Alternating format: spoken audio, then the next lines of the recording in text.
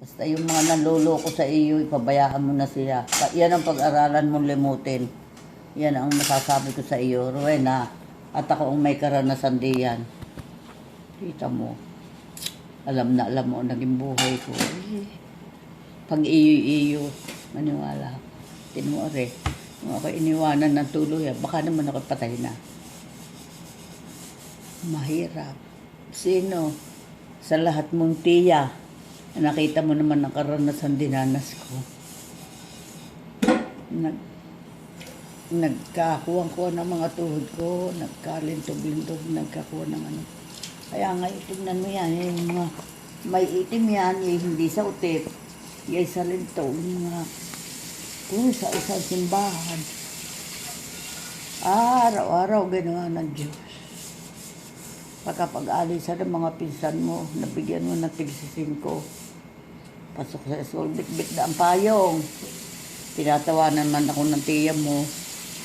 Tinatangos daw ang stepping ko na mamayong. Punta na ako sa simbahan. Araw-araw, ginawa ng Diyos. Pag Martes, San Antonio, Merkules, laging sa Clolo. Huwebes, St. Jude, Friday, Patrong Nazareno. Araw-araw. Pagkatapos, kung may kailangan dumaan ng palengke, dadaan. Kung wala naman, dadaan ako sa mamay mo. Saan ka galing? Sa simbahan ho. Tuloy na ako sa bahay magluluto na darating ng mga pinsan mo.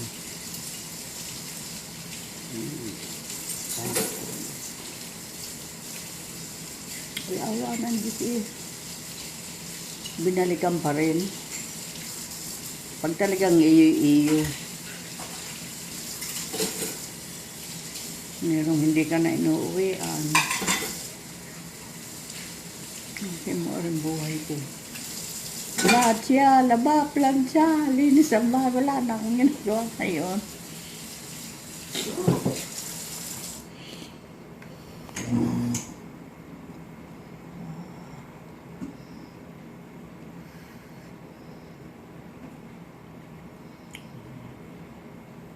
Maganda yung kapalaran.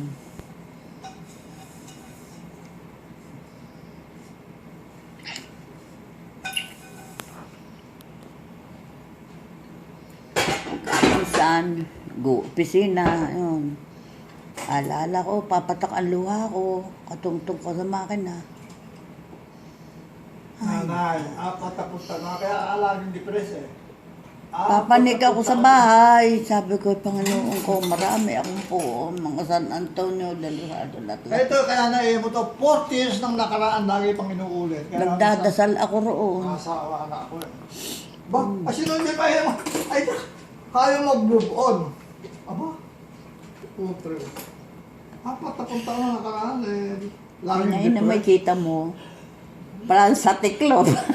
Hindi ako naglalaro. Ako, sa nakaraan na, tapos na. Hindi ako nakakatikim na. Diba, Palansya. isipin mo. Lahat ay siya.